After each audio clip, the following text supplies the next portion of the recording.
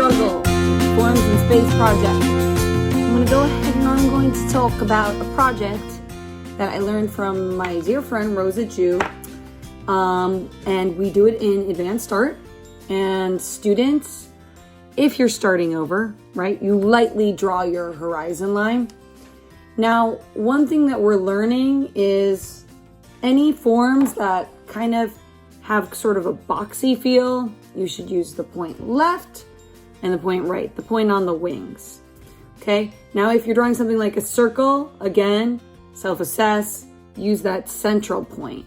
So I'm starting with a shape here, right? If you start with a shape, like a heart, you should use that central vanishing point.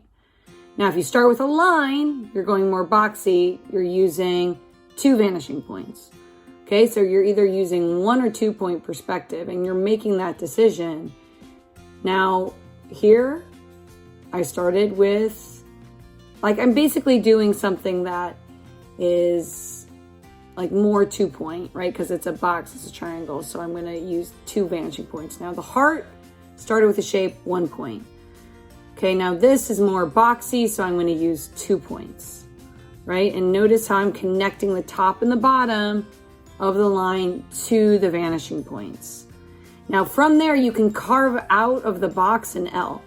I like taking breaks and adding shading, like while I'm working, because remember, a huge part of this project is just having a consistent light source. And here you could see, like, I'm sort of making errors and I'm trying to sort things out and making sort of, you know, different adjustments.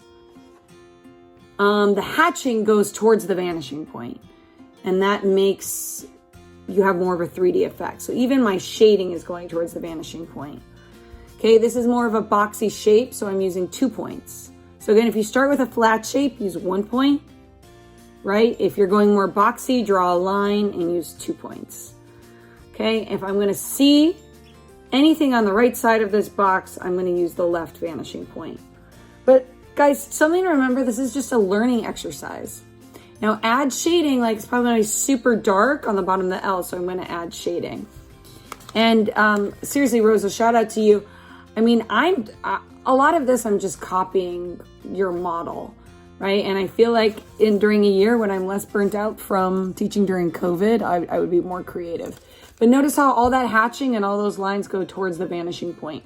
Now students, make sure that you do a floor for your forms and you do a background, because the environment that the forms are in is just as important as the forms themselves. Because remember, the project is forms in space.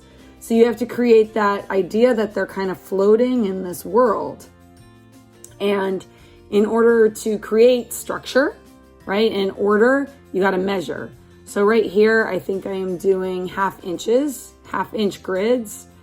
And on the bottom, I'm not really sure what I did. Maybe I did like an inch grid. But you have to actually do tick marks on the top and the bottom so you get that grid effect. Obviously, I'm not going to do the lines through the forms, right? I'm gently picking up my pencil as I go. And so far, I have to say, like, this is a very technical project. I like doing things more abstract, but I'm really enjoying it. It's bringing me a lot of peace. And it's hard. It is a struggle. And I would like to do another painting, I think, where I do like some of my own unique shapes, because it's really fun practicing with gouache.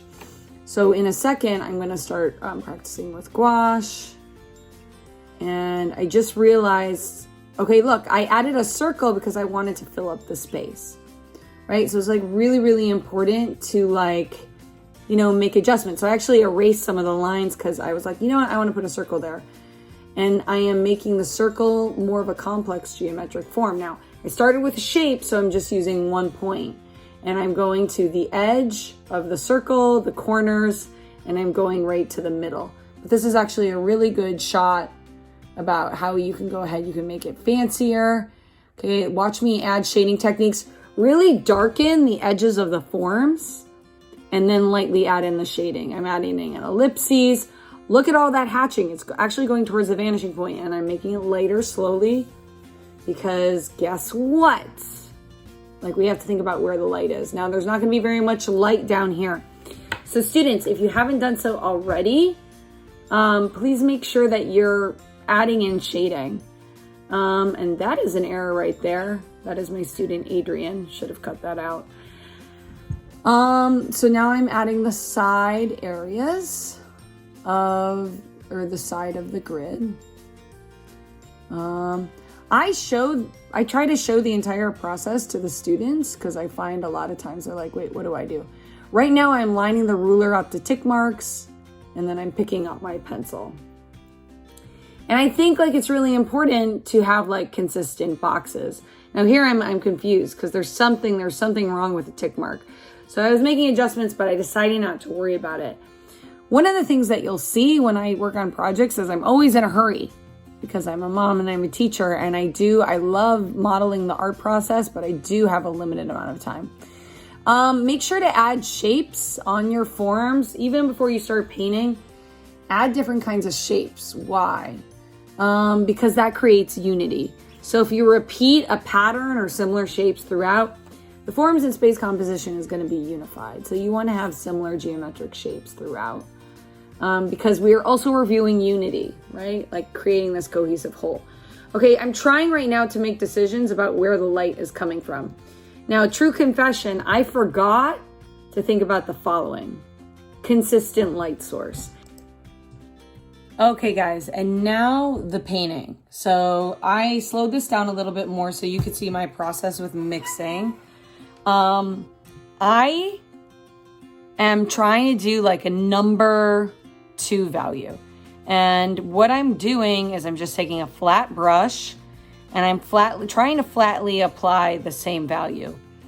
Now this is a problem because I am not mixing enough paint, right? So one of the things I want to emphasize is you need to have a consistent value, right? And you can't have streaks. So as you could see, like there are little streaks that and like different values that are appearing in there. Now here I'm trying to get a darker value, right? And I'm kind of having a hard time. So I want you to watch this video and kind of learn and see strategies. I wanted to start with the background first because I felt like it was very low stakes. And I'm just kind of getting a feel of the medium. You may want to practice painting in your sketchbook first with the gouache, but we have a limited supply of it. So that's something to be mindful of. Now what I'm trying to do now is I'm trying to make all of the colors the same. Sometimes I'm putting the paint in the wrong box, right? And I know it looks messy, but I was figuring I could clean it up. But I'm like putting paint over paint because I'm trying to make all the values consistent. And it's very hard. Another thing I'm noticing is, I'm getting more white. I'm noticing that water changes the value as well. So you just saw me, I use my value scale. So I'm kind of like mixing paint and you need a lot of white. So you saw that mixing and I just compared it to a 2. Now I'm doing the stripes.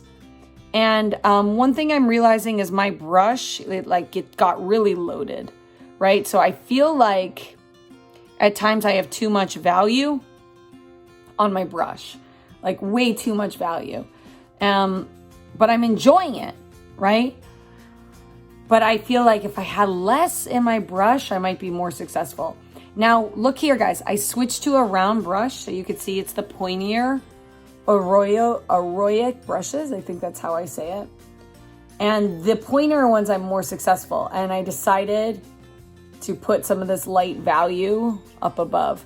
Sometimes when I get tired of an area, I'll use the same color in a different area of the composition. And it looks like my paint got a little white there. I'm trying to do everything like a flat and consistent color. I would start with the background because it's a good test. Like you want consistent color in the background, I think for the most part, unless you have some cast shadows coming down from the forms. But you want consistent color, you want to play with that, and it's a great chance to start to play. So right now I'm trying to use that round brush. So flat brush is like flat, round brush has a little point. I'm using the round brush to start to play with like painting inside the edges, and I'm sort of having a hard time because look how messy I am. I am a messy messy painter. Help me not be so messy, guys. Give me some advice. I did that painting right there, back there. See that? It's like I have a messy stuff. But this is a good skill building exercise. So I'm taking some black from my palette, trying to model the mixing process. How you guys doing out there? Have you run out of white paint yet? So look, I'm testing against my value scale, going in, mixing. Trying to think about what to do. What do I want to do next? And yeah, going back in, pausing, walking around. Okay, thankfully I got a chance to start painting the forms.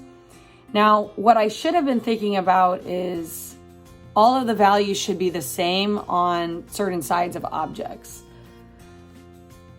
So I just started painting things in using that round brush, and I'm going at the edges with the round brush, and you can see my strategy. I'm filling it in.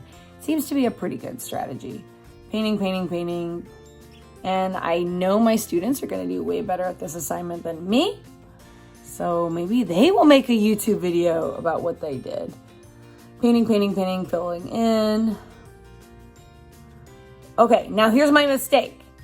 The struggle is real. That's why we called this video Productive Struggle While Painting Gouache. That color should be on the left side of this form that I'm working with, right? Because the light is coming in from one side. So I forgot to think, okay, I decided that the light's coming from the front, top, but it's going to be in the same spot.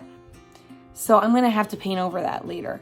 So you have to ask yourself, like, you really have to plan with your pencil where the light's coming from and stop and assess. So then I caught my mistake and I was like, oh, dang, I should have all of my forms have the same value. And I tried to lighten up that L. So I'm trying to pick certain areas to lighten up. So I'm going to make all of my colors this color, I decided. So I'm lightening up that side, making adjustments, changes. I mean, it's so much fun. Okay, I decided that, okay, the light's coming in from the top. So you can see I'm starting to think like one perspective. The light's coming in from one side. I had so much, ellipses on the bottom to make it look round. I had so much paint on my flat brush, I started taking the point of the brush and like dabbing onto the flat brush. So you'll figure out your strategy. And now I'm lightening up that side, and strokes will help to establish perspective. So have your lines go towards the vanishing point. Okay, I'm bringing that down. And that's it. So that's as far as I got. I had to stop because I'm working on I gotta pause this. I'm working on another project and I had to stop painting, but I'm gonna keep painting. Stay tuned for more videos to see how it goes. The struggle is real, guys. But I encourage you to struggle this weekend. Use all the paint I gave you. Use gouache and keep working. Bye, guys.